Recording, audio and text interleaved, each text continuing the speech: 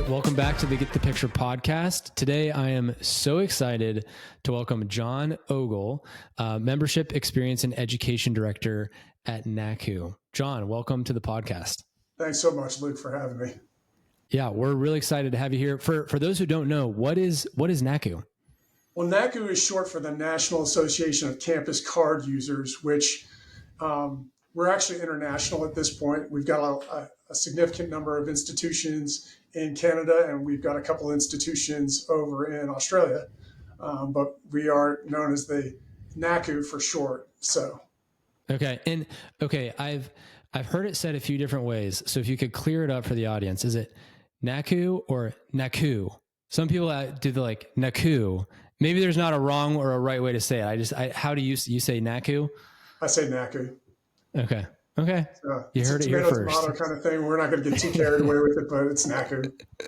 Okay. Sounds good. Awesome. Well, I am really excited. I got some great questions for you. Okay. And before we get into that, I like to play a game just to help the audience get to know you a little bit of overrated, underrated. Okay. So I'm going to give you like an event or a phrase or something, and you'll have to tell me if it's overrated or underrated. Sound good? That sounds good. Okay. All right, here we go. You mentioned sports before we started recording. So here's a layup for you. Okay. The Ohio State versus Texas game coming up this Saturday. Overrated, underrated?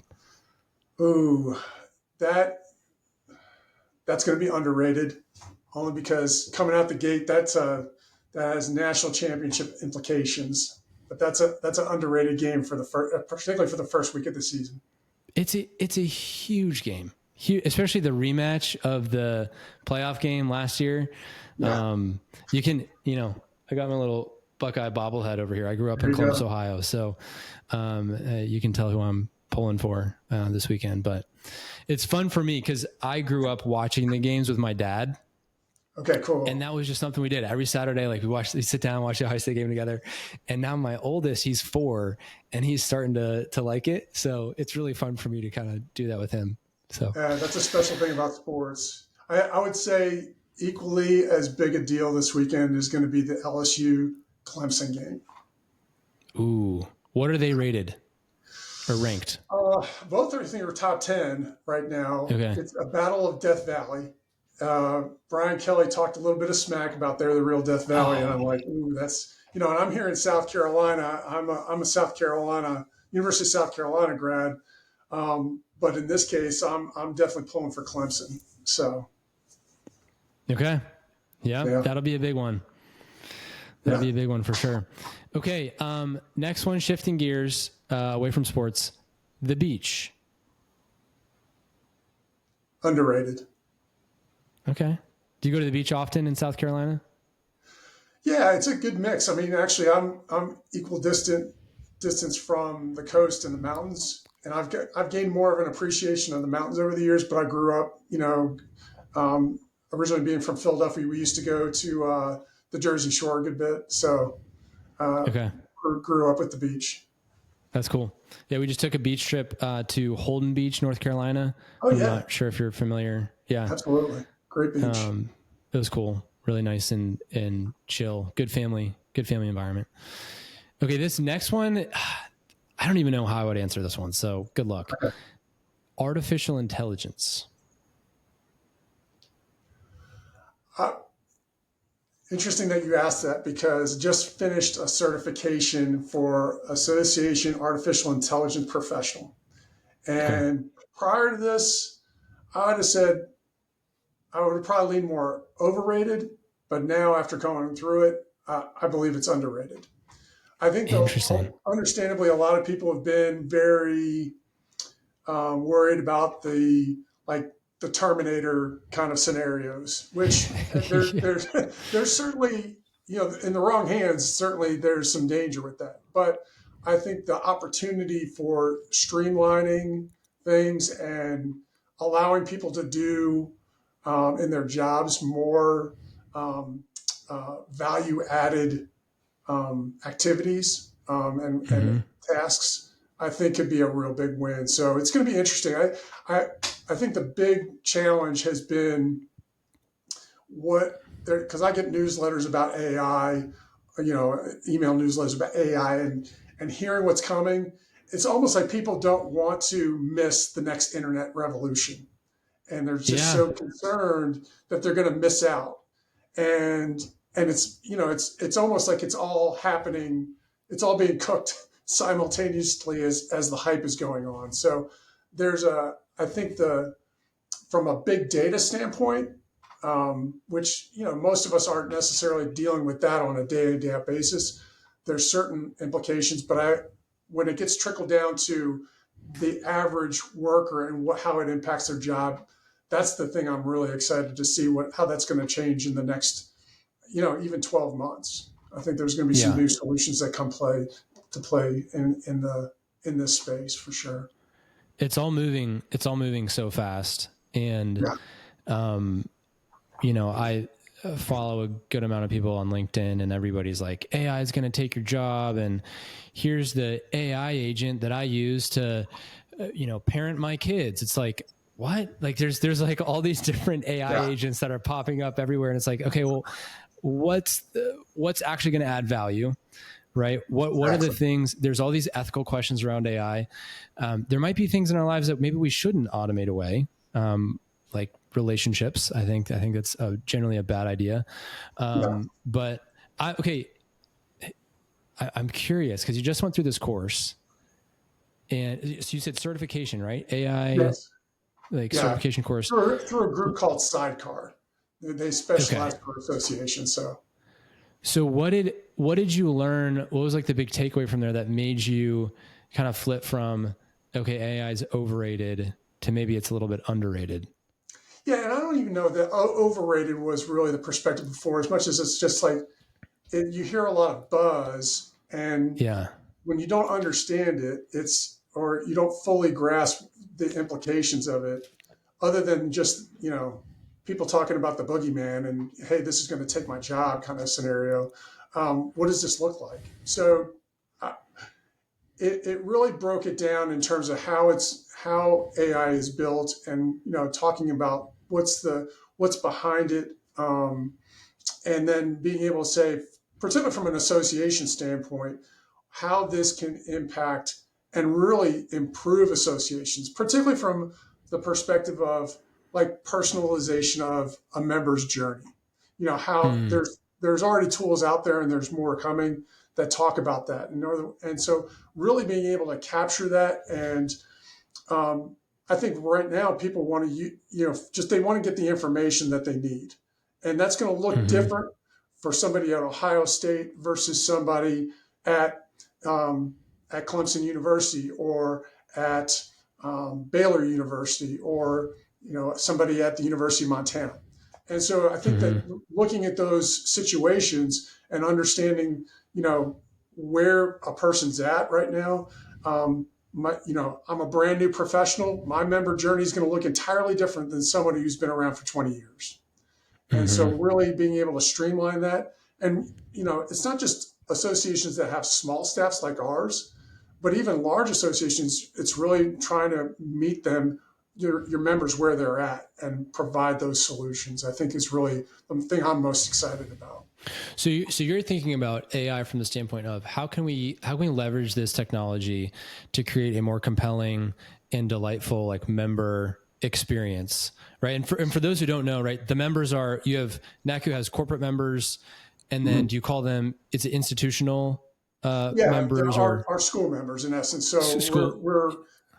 we've had a couple of K through 12 schools in the past, but predominantly it is colleges and universities across the U.S., Canada, and as well as Australia. And so, they're the bulk of our resources are geared towards our school members, and our corporate members are coming in, and it's really the marketplace where our school members can find the solutions that they need to be able to support the campus ID, the campus credential, and the systems that also plug into it. So you're talking about access control, online photo submission, locker systems, you name it. I mean, it's become we call the campus credential the gateway to life on campus, and so that's that's become a big thing, because really, you think about going on campus today, if you don't have an ID card or a mobile credential, you're going to be pretty limited on where you can go and what you can do on campus. And so it becomes a really key thing, not just for students, but also for staff, faculty, even vendors. Yeah, I love that positioning of NACCU as this marketplace.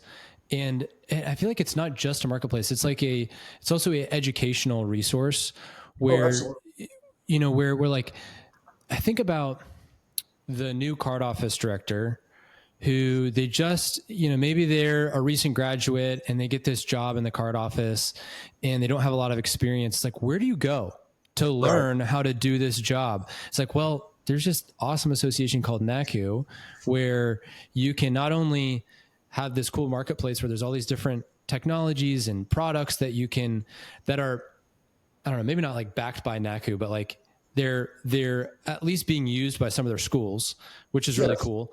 And then also on top of that, there's these peers that they can connect with and education material that they can use. So it's really an awesome resource. Well, nearly all of our members would say, they kind of back-ended into this role on campus. They didn't necessarily go to school to be a campus card professional. They might have some kind of technical background, but they're not acquainted with, when they get the job, of these specific systems. And so the learning curve can be pretty steep for some people. And really being able to understand not only the current systems that are in place, but over time, understanding what are some of the standards for this profession, as well as what we've seen over particularly the last 7 years in particular, just a wave of innovation that has taken place. I think COVID sped it up, but even prior to COVID, I mean, that's when the first schools went mobile. And ever since then, it's become really a moment where this wave has started. I wouldn't say that we've reached the tipping point in terms of schools going mobile, and I think there are some schools that are a long ways off of ever going mobile. But I think all schools are having a conversation about mobile as to whether they need to consider that. And so when you think about that and how that's impacted things like access control and online photo submission in particular, that has really got schools evaluating their current set of systems and saying, hey, what do we need to do to improve? I think COVID really identified something significant, and it was that social distancing made people finally realize, why do we have students waiting in line? It's a waste of their time. They could be doing other things on campus.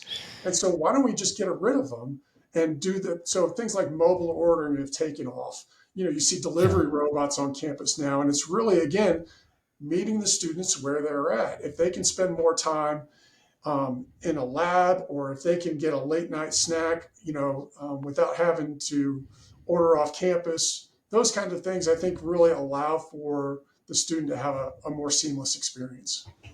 Absolutely. I remember you brought me back to my early days at CloudCard. I think I might've been an intern at the time, or just getting into like a business development role. And I would cold call different campuses, right? So I would have this list, and I would just say, hey, I'm Luke with CloudCard, and how are you capturing photos right now? And there would be every once in a while, there'd be a call where they say, you know what, we really like having the students come in person and getting to take a photo of them. And on the one hand, I resonated with that because they're all about the relationship, right? It's like, I want to meet the student. I want to welcome them to campus. And I think that's amazing. My argument was always, just don't do that in line. There's other ways to meet the student. They don't want to be in line. Actually, they want to, submit their photo remotely or get their, with the mobile wave, like they just want to be able to get their mobile credential issued over the air. So when they show up to campus, I can just unlock doors. I can order food. I can do all the things I need to do on campus. And I'm enabled to do that through this mobile credential. So we found online photo submission pairs really well with the mobile credential, because then all of those, I guess, in-person operations are now delegated to a remote workflow, which of course enhances the student experience. But I want to ask you, everybody's got a perspective on mobile. It's funny because I feel like we've been talking about this for like 10 years. It's like mobile is like the hot thing. And it's like, it's like been this thing that we've talked about for a long time. When is that tipping point going to take place in your mind? What's going to cause that? And just other general thoughts that you have on mobile. What I would say is just like what I mentioned earlier. I think there's a segment of schools that mobile may not work for them in the near future. I think a key part of the driver in this, and if you talk to some of the schools that even early on, like for the example, the University of Alabama, that was mobile credential got moved to the front of the line because of a referendum from student government. And that's the thing, is that the students are coming in with an expectation at this point that really their mobile device is the thing that they carry around. They really don't want to carry around cards. They can drop their debit card or their credit card or whatever. Even in some states, you can drop your driver's license into Apple Pay or Google Pay now. And so why carry around an ID card? And I get that. And they're less likely to lose their phone. At least in the United States, the key is that the majority of institutions are under 5,000 students. And that's a different scale of economy than a large flagship state institution that's got 40 to 50,000 students plus. And so that's where it becomes, what's the value add? And that's going to be different for each institution. I know some very small institutions that have already gone mobile. They've got like 1,200 students. But again, I think in terms of where we are, at least in the United States right now, in terms of higher education, there's obviously been talk about the enrollment cliff that's coming with less students going to college. And then on top of that, there's just always this real key perspective of doing more with less. And so and that's part of this, I guess, element within higher education that it's a constant pressure. Hey, how can we do things better for less? And so when you're seeing these innovations coming, they're often not only able to streamline operations, but they're able to do it sometimes at a fraction of the cost. And so when you get into that situation, then you start saying, okay, well, that's a total game changer. I don't have to, for example, I don't have to worry about, photo equipment in my card office anymore. I don't have to have cameras. I don't have to have it synced up with, printers. I can just, do all this online, and it drops onto their phone as far as a credential issuance. So those are the things I think every institution has got to evaluate along the way. Yeah. And I think when you talk about adoption, those are tremendous levers that will result in greater adoption. If you can deliver a better experience at a fraction of the cost, it's a no-brainer. Like it just doesn't like it's funny. I've wanted this might be controversial now because people don't like Elon Musk anymore, but I've wanted a Tesla for a while.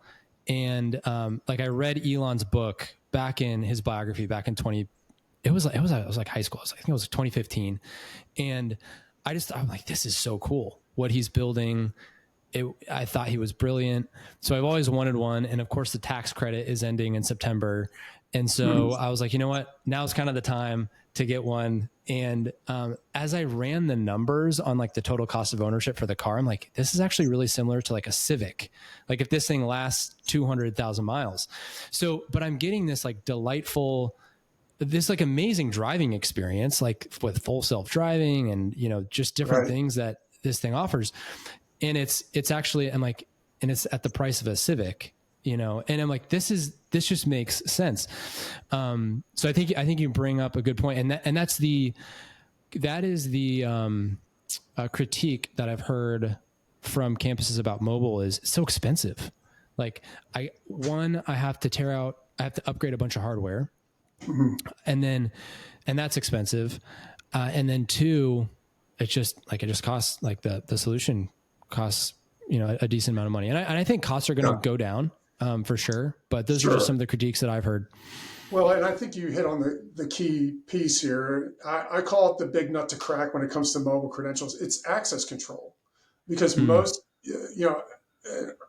because especially in the United States, it's college students are 90% iPhone users. So Apple's, really had a big say in this. And they said from day one, hey, it's 100% use case adoption wherever the card is utilized. So meaning that you have to be prepared with the mobile credential to be able to utilize that credential wherever you're currently accepting the ID card. Well, if you think about a college campus that could have hundreds of buildings, and you think about all the hardware legacy systems, and for most, what I've discovered over time, just talking with schools, is they might have, a dozen different access control systems with all kinds of different hardware, that every time they decide to build a brand new facility, they just pick out the latest hardware that seems innovative or great, without ever thinking about the fact that, hey, these systems don't necessarily tie together. And so right now you've got a lot of schools that, if they had to go in a lockdown campus wide, they couldn't, or they couldn't do it in a timely fashion. And I've talked to schools that have been in that situation, and it's a concern. But the amount of money that it would take to rip out that hardware or upgrade that hardware and get onto one system, we're talking potentially millions of dollars. So it's a challenge. Yeah, it's a huge investment. Yeah, it's interesting. Is that some of the work that you mentioned standards earlier in the conversation? Like, we're trying to develop standards. Is that some of what you're trying to accomplish with developing standards for the, university community? Sure, good question. So when I talk about standards, I'm thinking about like our standards and guidelines, for example, and that's really where we have both a set of standards for our members that they can access through our website, but then we also have a course called the Standards and Guidelines course, where we take a small group of schools with a dedicated set of faculty through a 10-month program, and we're evaluating every single component of the card operation. So, for example, I'll go back to the University of Alabama. They went through that program, and they determined that marketing was a significant void in their operation. And that gave them the justification for hiring a dedicated marketing person on their staff. And that's actually Courtney Patrizzi's been her position for the last several years. And so that is, I think, really one of the key elements in this is to know, hey, what are the standards in terms of running a campus card operation? In terms of standards, dictating standards for an institution when it comes to things like access control or other areas, like even with the transaction systems, that's going to be very customized. I tell folks that each school is kind of unique, like a thumbprint in that respect, because even the way you may have two schools on the same platform and using the same hardware, but the way those systems even talk to the other systems on campus, like the student information system, et cetera, is going to be unique. And a lot of times there's a lot of customization that's been involved, even with third-party providers. And so that part, it would be hard for us to get to a place where I think we had quote unquote standards for that. But I think in terms of the operation of the office and the functions behind the card, that's where we concentrate our efforts on. Yeah, that makes total sense. It's, like I said, it's an amazing resource.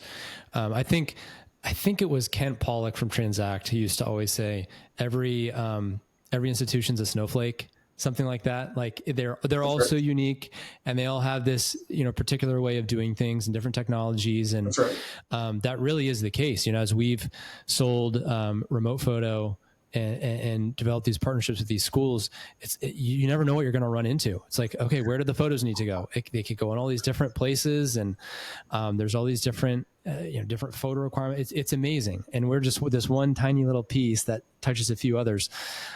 So Well, No, and it's that's interesting too when you say that because it's also in the administrative structure. I mean, I've been in higher right. education most of my career, and this is one area where, I mean, and the truth is, even in our member directory, I could rattle off 10 different departments the card operation could be based out of, and at some institutions, it's decentralized.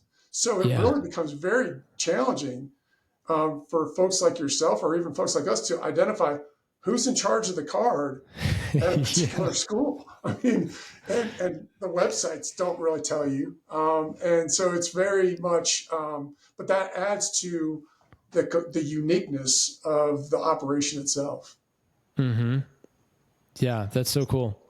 The okay, so one of the things you mentioned earlier was the how the majority of higher education institutions are 5,000 people or less of student enrollment. Yeah, in the U.S. Yeah. In the U.S., yeah. And my understanding is the majority of, is there a good representation of those smaller schools at NACCU? My thought was it was actually lower, but I'm curious. Yeah, I mean, we have a pretty even. We have three tiers. We've got under 5,000 students, between 5 and 15,000 students, and over 15,000. Those are our three Okay. membership categories, and Yep. we have a fairly even distribution among those. It just happens that there's just a larger percentage of schools in the U.S. that are in that under 5,000 category. Okay. Cool. Yeah, I wasn't sure about that because that's a part of the market that I feel like, at least in our business, like I know we don't have a ton of schools that are, I mean, we have a good number, but anytime there's massive amounts of photos that need to be processed in a short amount of time, that's where we really shine. So I wasn't sure the breakdown there. Another question that I had for you is, you mentioned how like some of these the card office directors kind of somehow find themselves in the card office. They're like, I don't even know how Yeah. did you get into the campus ID world? Curious. Well, I'll go back. So my background is in higher education administration. I did my undergrad at Villanova, Okay. and I grew up literally 5 minutes from campus. When I say grew up, we moved there. My dad had graduated from Villanova, but we were living in New York early on, and then my dad had the opportunity to move us to Philadelphia, where our extended family was. Well, we moved there 3 months before Villanova won the 1985 national championship. They upset Georgetown, Okay. and basically over the next 8 years, I got to witness through high school and then going to college there. I got to witness the campus transform. It used to be this. My dad went there. It used to be a commuter school, and then today, I think it's last I heard, it's at least 85, 90% on-campus students. So this campus has Wow. grown. And honestly, the 1985 national championship was a moment that just it put Villanova on the map. So I'm going to school there, and I'm involved as a student, but then I also got hired one for a couple summers as the softball commissioner for this very competitive summer league on campus, and it was based out of the campus activities office, and I got to be friends. And this guy, Randy Farmer, was my mentor, and he said to me, at the end, he's like, "Have you thought about higher education administration as a field to go into?" And he's like, and I didn't really know that this is something that you could go into become a college administrator. So fast forward, I was at a conference. I met some folks from the University of South Carolina. And before I know it, I'm coming down here for grad school. It's 11 hours away from Philadelphia. I've never really been to South Carolina. Didn't know anybody here, but they're basically, paying for me to be a hall director and get my master's degree. I finished there. That's a sweet deal. Yeah, very sweet deal. I don't think that deal exists anymore. Yeah. To be honest Yeah. with you. And then I got hired on a full-time basis to oversee operations of their 200,000 square foot student center on campus. And in tandem with that, I started working on a part-time basis on game days for University of South Carolina's football team. Okay. And that was fascinating to me as well because, coming from the Northeast, where back in the day, college football wasn't really a big deal in the Northeast. I mean, outside of Penn State, which really didn't resonate at the time in Philadelphia, we just didn't follow college football. College basketball was king in Philadelphia. Come down in South Carolina, and I go to my first football game, 70,000 people in a stadium for, what's really historically been a mediocre football program. And there's tailgating for miles. And I'm like, what is this? Yeah. So I just got hooked on college football. And I had an opportunity to work with the ticket office. They wanted me to supervise about a third of the stadium's ticket takers, most of which were at the student gates. And so my intro with the ID card was we would have our ticket takers, and this is back before mobile devices and even where you could scan paper tickets. And so you would have to have your. Did they have like cars back then and like? Yeah, that's funny. Yeah, absolutely. Yeah, no, it's horse and buggy. Horse and buggy. And so we ended up. They have to check their ID card and show a student ticket, which was a distinctly different ticket than the regular tickets. And inevitably, we found out quickly was that students were coming in with or they were giving their ID cards to friends to help them get in the game. And you'd see all kinds of crazy stuff, like students try to pass their ID out through the fence. And I mean, I could write a book. I mean, some of the stories through all that, but it wouldn't be unusual for us to have a stack of ID cards at the end of a football game because we confiscated them if they wasn't held by the cardholder. I mean, the highest, in fact, the ticket office always was chomping at the bit when I got back after the first quarter because they're like, "How many IDs did you confiscate this week?" Like the most that we ever confiscated was 65. I mean, it wasn't like a small number. Wow. And there was a process that we would go through because we'd have to, communicate with the Carolina card office, but we were talking with judicial affairs. And so it was quite a process back then, but it was, that was my first foray with the ID card and what that all entailed. So that's a really cool story. So I'm a big college football fan as well. Is it Steve Spurrier who was the coach at South Carolina, or was that Florida?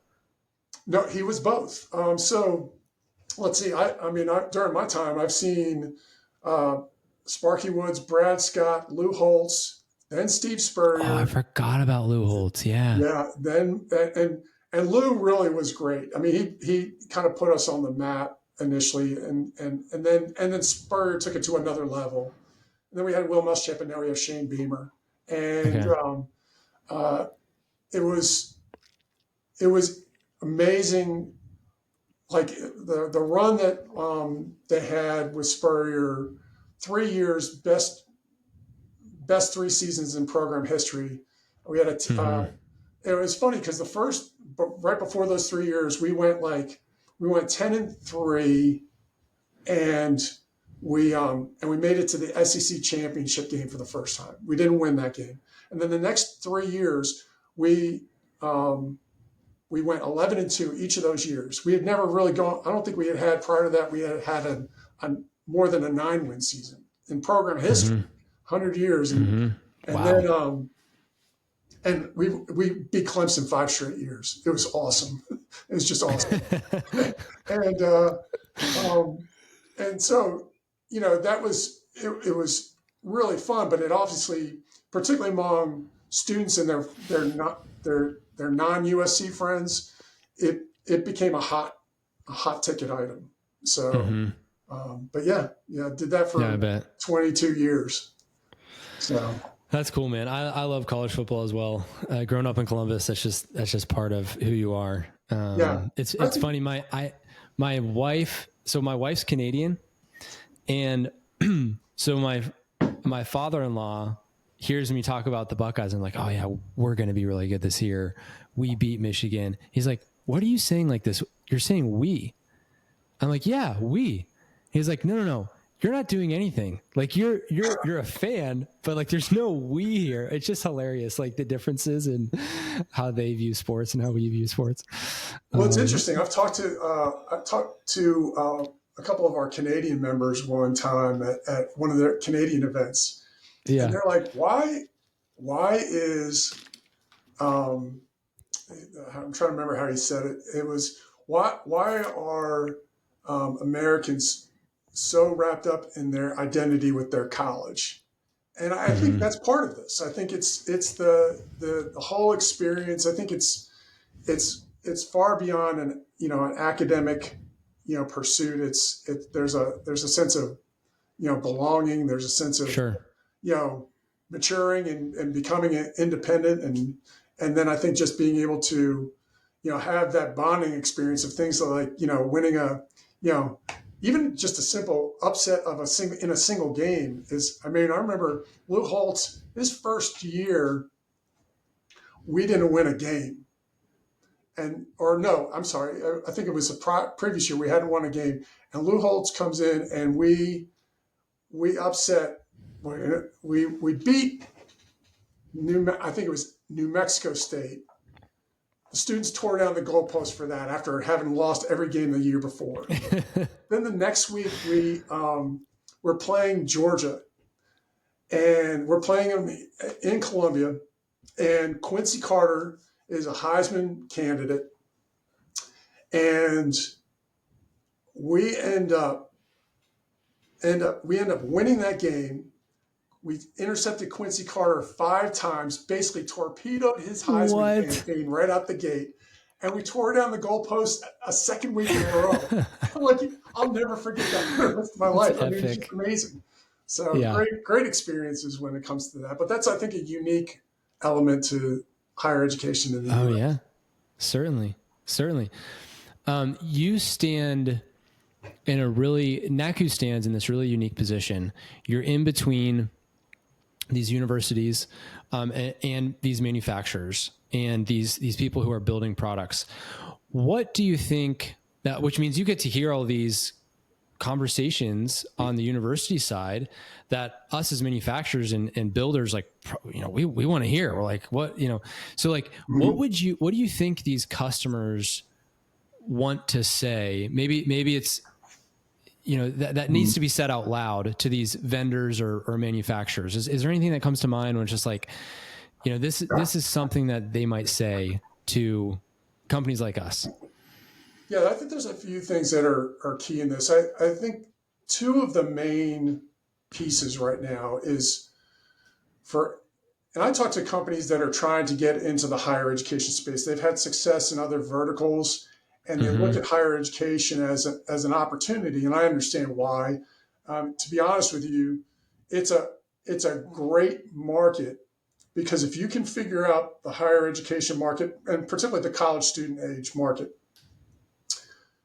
and they love your product or your solution, chances, and you touch other verticals, when they graduate, they're going to look to you, and they're going to see that as an opportunity. And so, I mean, honestly, that's why groups like Apple have totally invested in this. This isn't just about the higher education market. This is about really having a lifelong, relationship. They want them using Apple Pay at Target or Walmart. Absolutely. Or the rest of their life. So I think that one of the things that I've hear from folks all the time is that your system's got to be ubiquitous with what colleges and universities have in place already. In other words, to think that you're going to do a full-scale rip and replace on all the hardware and systems that have already been in existence, because you might have a proprietary system, that's not reality. So it's really, I would say that there's two elements that you have to hold in balance. I think there's the adaptability side of things, and I think then there's the security side of things. And some people would say that they're mutually exclusive or they're at polar ends, and I don't think that's the case. But I think, in terms of adaptability, you've got to be able to, meet them where they're at right now. And honestly, I think that's a good thing, because if you can at least get your foot in the door, then you can, grow the relationship from there.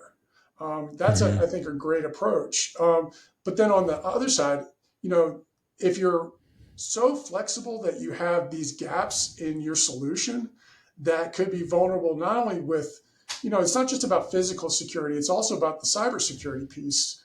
And if you've got, some vulnerabilities within your solution that could get hacked, Mm-hmm. we've heard of institutions, not necessarily from the platforms that our corporate members do, but if I've heard of institutions being held up on ransomware, and that's a terrible situation to be in as an institution. And so I think that those are increasingly the two factors in higher education when it comes to the software as a solution, any kind of, even AI. I think as we go into AI, we've got to make sure that the solutions that are out there are, they're ironclad, that they're safe in terms of protecting people's privacy, the data that's entrusted to us. I think just in general, and I wouldn't say this is just for our corporate members, but because in fact we went through this as an association several years ago. We have, there's an association management software that we utilize.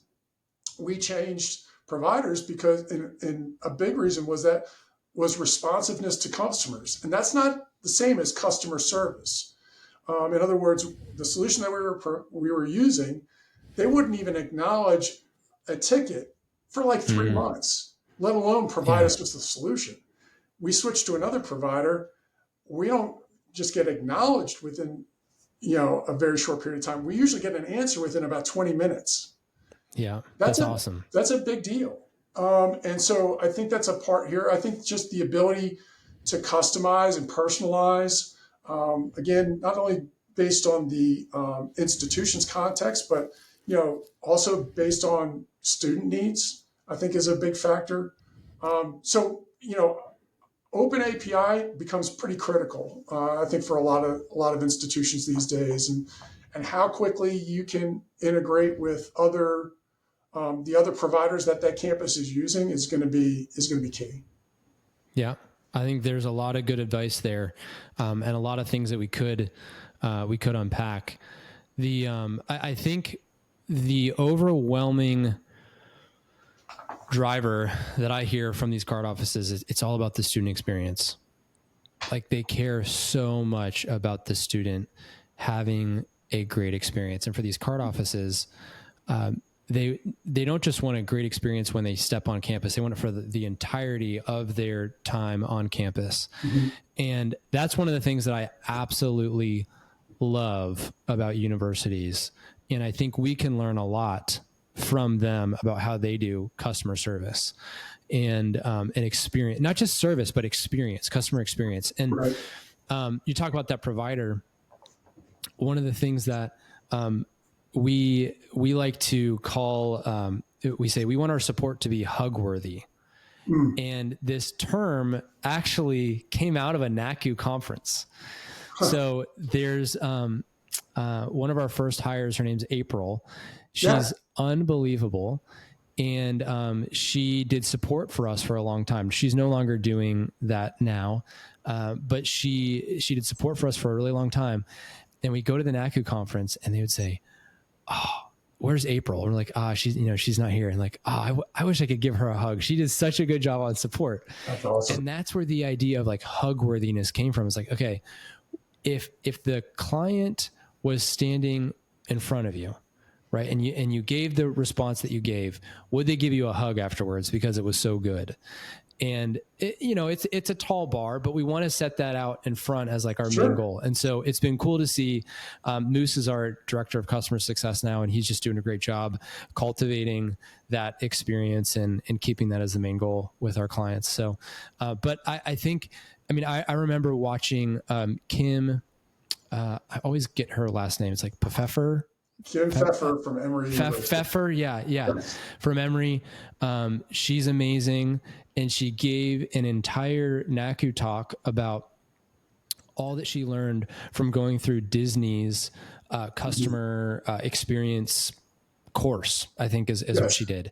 that's right. And she went to that so that she could learn, like here she is proactively trying to learn more about customer service and experience so that she can bring that back to her campus. And I was just like, I was sitting in the back of the room, just like, man, this is awesome. How much, if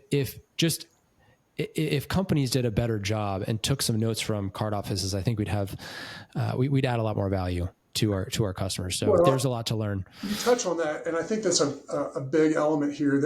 And I can say this because, so Kim and I have a similar background. We both came up through student affairs, and so there's this element of, and Dawn did too, our CEO, Dawn Thomas.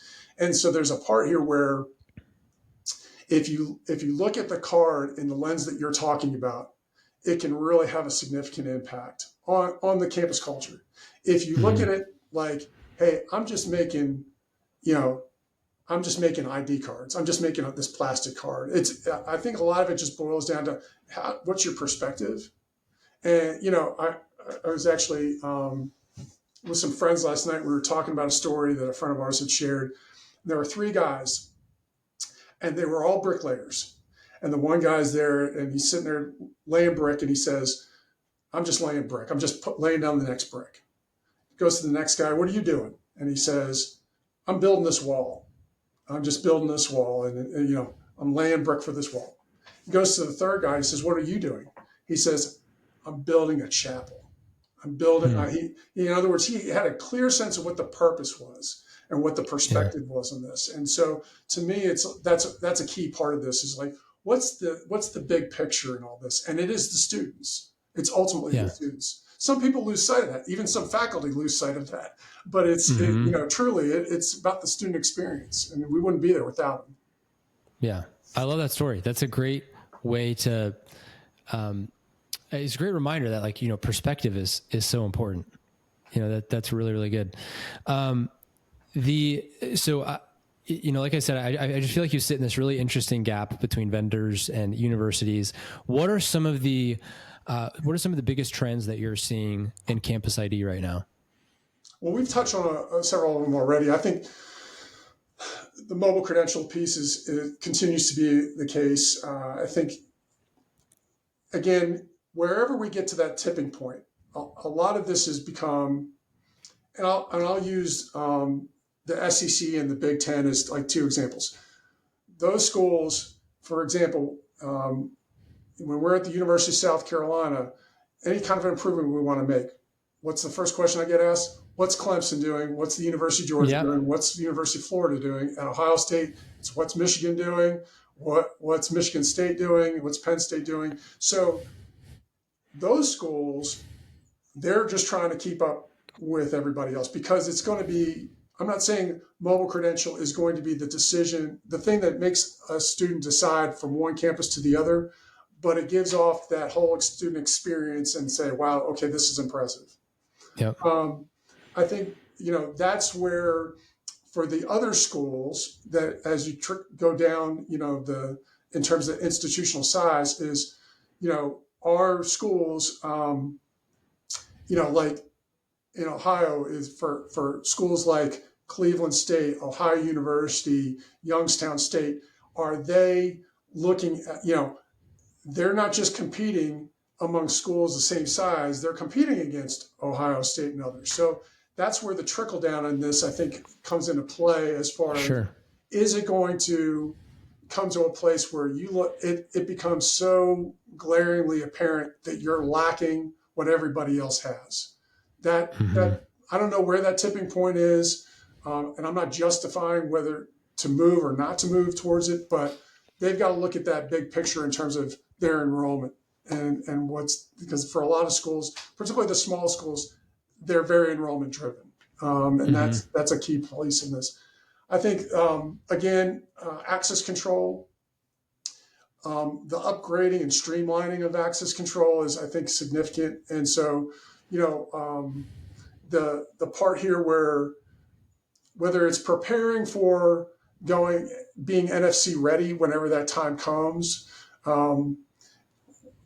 and also just being able to have a unified access control system on campus in the event of lockdown, I think are 2 big factors. one of the things that really always struck me, and this is one of my favorite stories about mobile credentials, is that um, you know, Alabama, Duke, Oklahoma, they were the first three schools that went mobile. But in that second wave was a tiny school down in middle Georgia called Mercer University. And Ken Boyer's down there. And for the 5 years prior to the launch of mobile, he's each summer swapping out hardware. And they're not a school that has the same resources as those other three schools that I mentioned. But he's able to get it to a place where in that second wave, months later, after Alabama, Duke, and Oklahoma went mobile, Mercer's going mobile. Yeah. And I think part of this is also, it's not just a matter of getting yourself ready to swap all this out, but you can do this in a strategic manner. And you can learn from members like Ken at Mercer as to how they were able to do it effectively and be able to do it within the framework of financial constraints. And even sometimes it's not even about financial, it's also about, hey, just having the manpower to swap out all that hardware. Yeah. That can be a key part. And then I think just also there is every time that you see new players in the market or you see mergers take place, there's just seems to be an evaluation of current platforms that consistently happens. Maybe their contracts are up after 5 or 10 years and they have to go out to bid. So you're seeing a lot of institutions that are going out to bid on whether it be their transaction platforms, their access control, et cetera.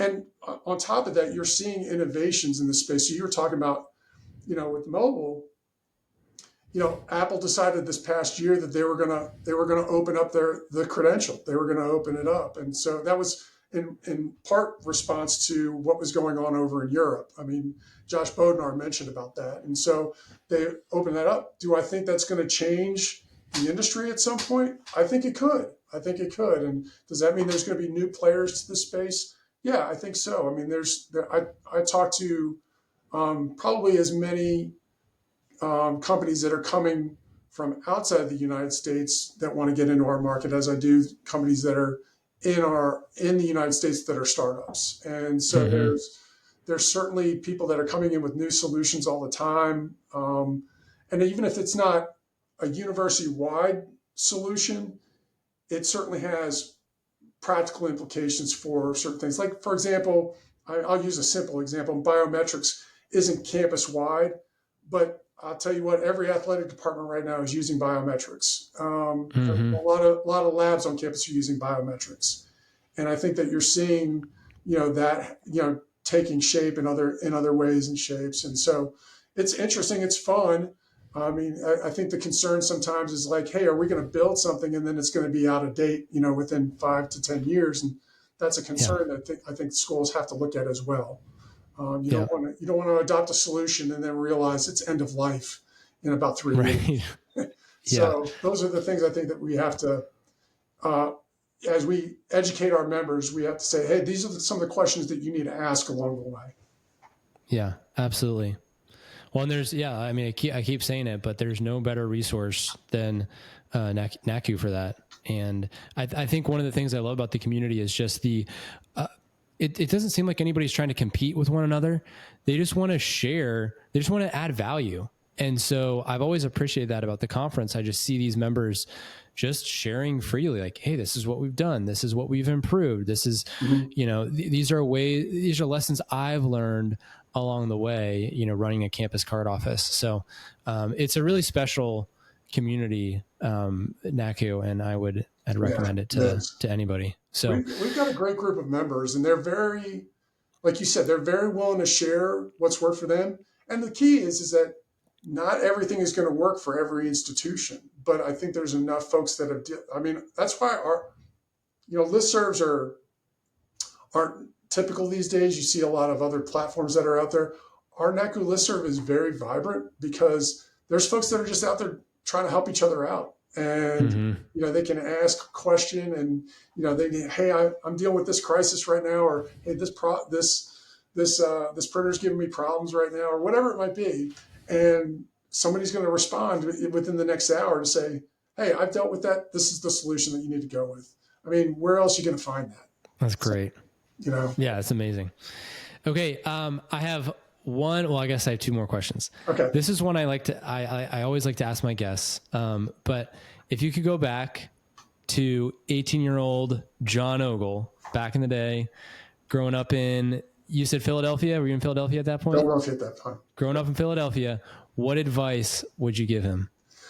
I think the first I would say is, in about 15 years, you're going to hear about some companies called Amazon and Google. I mean, you push all that, push all your resources towards that. Yeah. No, really, I think and I would say this has really been more in the last 5 years. This is what I would say. I would say focus on the blessings and lessons in every situation. You know, there was a time where I didn't necessarily look at it that way. And, you know, it can be hard to see those at first, but I'm convinced that, you know, God is trying to teach you something in every circumstance. So if it's a really difficult situation and you're like, what's positive about this? There's something positive about it, even if you don't see it until for a few years later on the other side of that circumstance. But that to me is, and again, I wouldn't say I frame it always perfectly that way, but when I can look back and say, yeah, there were, even in those tough situations, there were certainly blessings and there were certainly some lessons that I learned. So yeah, keep your mind on that. That's beautiful. Yeah, I love that. It goes back to the perspective that you were talking about earlier, you know, with those bricklayers of like, if you have this eternal perspective, this heavenly perspective of God is with me, he is for me. Yep. None of this is wasted, right? Nope. There are blessings that we get to enjoy, which is amazing. But at the same time, there are difficulties that we're going to go, and challenges. And it's crazy, man. It's like the older I get, the more, you know, I've been to some funerals this year. Yeah. And like, it's hard. It's like hard to see that, but to trust that somehow in some way that, you know, it's hard for us to understand, but God's using it. So absolutely. It's a really good reminder. Yeah. Thank you. And I think that's really where you have to keep that long-term perspective and realize, you know, hey, this isn't the end of the world. I mean, and for example, I mean, I was talking to our daughter, our youngest daughter just left for college this past weekend. And where'd she go? She's going to Samford University in Birmingham. Okay. And thrilled for her. But I remember in the middle of high school, she's like, you know, she's trying to wrap her head like all of us were about COVID. And she's like, this is terrible. And I was like, I can't explain why this is happening. I've never experienced this. Pretty much nobody alive right now has experienced this. Okay. It hasn't happened in about 100 years.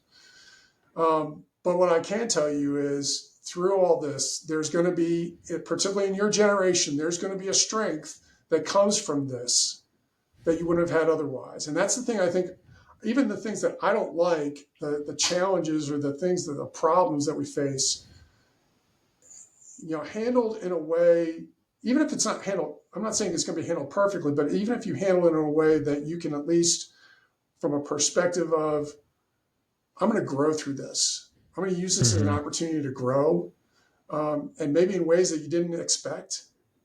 That's the best way to come out of it on the other side. Yep. That's great. Do you have a book, movie, podcast recommendation for the audience? Yeah, let's see. So as far as, I'll go with podcasts first. So there's Craig Groeschel Leadership Podcast. I listen to that. But right now I'm very much hooked on Josh Pate's college football show. Okay, yeah, I was watching something from him. Josh Pate is awesome. Go Pate State. And so that one's key. From a movies perspective, I'm really a sucker for good action movies or sports movies. So let's see, the most recent Top Gun movie, that was Yeah. That was cool because I was in high school when the first one came out, and to see it come for the second one, and probably the best sequel I've ever seen of a movie. And it was really good. 35 years later, and I'm like, wow, okay, that was really cool. Loved the Avengers movies. Sports, Hoosiers is always going to give me classic. Going to give me goosebumps on my arm every time Jimmy Chitwood hits that final winner. And then Remember the Titans as a special one. For books, and I was not appreciative as much of books as I am now as an adult. But man, I love to devour books. James Clear's Atomic Habits was really good. John Maxwell I've read a ton of his books. The one that I think is really underrated is Everyone Communicates But Few Connect. I just saw that one the other day, and I was like, that's an interesting title. Like, I want to pick that one up. Really good, really good. And then most recently I finished Liz Wiseman's Multipliers, which is really interesting. It talks about, the title is Multipliers, but she contrasts multipliers versus diminishers in the workplace. And that while there are some that are very much full-on multipliers or full-on diminishers, all of us have some of both behaviors. And so it talks about how multipliers can really have a transformative impact in the workplace and in the work, and it can impact the bottom line. So those are some of the books that have resonated with me recently. Cool. Yeah. Thanks for sharing. Yeah. John, this has been an awesome conversation. Thank you for your time. Yeah. Thank you. I know you're busy. This has been great. This is a lot of fun. So I'm at least your fourth, subscriber. No question. So, okay. We have at least 4 listeners. Say your mom, your sister, and your wife, but I'm at least number 4 on the list. This is great. I love it. So thank you for having me. Yeah. Thanks for coming on.